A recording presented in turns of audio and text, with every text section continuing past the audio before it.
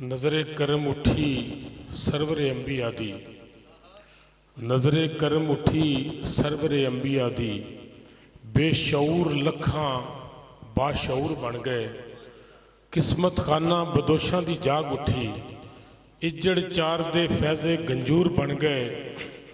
عرب شریف دی دھرتی دے بھاگ جاگے، ذرے ریت دے کوہ تور بن گئے،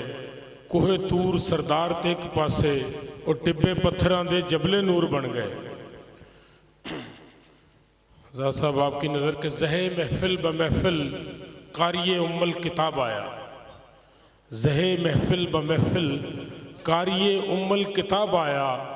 کلام لا کلام آیا، کلام لا کلام آیا، کلیم لا جواب آیا، گہے رومی گہے جامی گہے منصور و بستامی، گہے رومی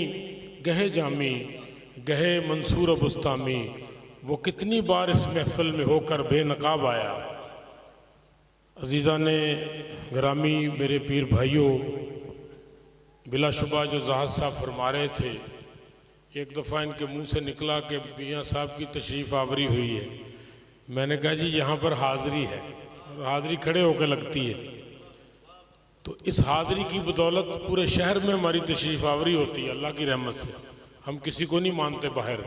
لیکن اگر اس درگاہ کو ماننے والا باہر کسی کو مان ہی نہیں سکتا۔ تو ہم نے تو بڑے پیر صاحب کی زیارت بظاہر نہیں کی ہوئی، لیکن یقین جانیں پیر طارق ولی سرکار میں کی شکل میں اس ہستی پیر طریقت رہبر شریعت پیر طارق ولی سرکار ایسی شفیق ہستی ہیں کہ ہم نے تو ان کی شکل میں ہی پیر حیدر علی کو دیکھا ہے، اور پھر آگے خواجہ فخر الدین صاحب دامت برکاتہ مالیہ، ان سے بھی جو ہماری رفاقت ہوئی ہے، یہ شفقت ان کے گھر کا اثاثہ ہے، بس میں یہ سمجھتا ہوں۔ اتنی شفقت مریدین پر، یہ بھی اسی درگاہ کا اعزاز ہے۔ تو آج کا جو دن ہے وہ بر صغیر کی قسمت بدلنے والوں کا دن ہے۔ آج کا جو دن ہے وہ دن ہے اس ہستی کا آج ذکر ہے جنہوں نے جب سے اسلام مرز وجود میں آیا، یہ ایک حقیقت ہے، اتنی بڑی تعداد میں اگر کسی ایک شخصیت نے لوگوں کو دائرہ اسلام میں داخل کیا تو وہ صرف خواجہ خواجگان خواجہ میر الدین چشتی اجمیری رحمۃ اللہ علیہ، جنہوں نے 90 لاکھ کو کلمہ پڑھایا۔ میں آج پورے سوشل میڈیا کو چیلنج کرتا ہوں کہ کسی ایک شخص کو تمام ذرائع کے ساتھ 90 لاکھ کو آپ ان سے دعا سلام لے کر دکھائیں، تو انہوں نے ان کا دین بدلا، ان کا مذہب بدلا، ان کو دائرہ اسلام میں داخل کیا۔ اور اسی لیے تو کہا گیا کہ چشت اہل بہشت، یہ ایسے اعزاز حاصل نہیں ہوا چشتیوں کو، تو ہمیں بھی فخر حاصل ہے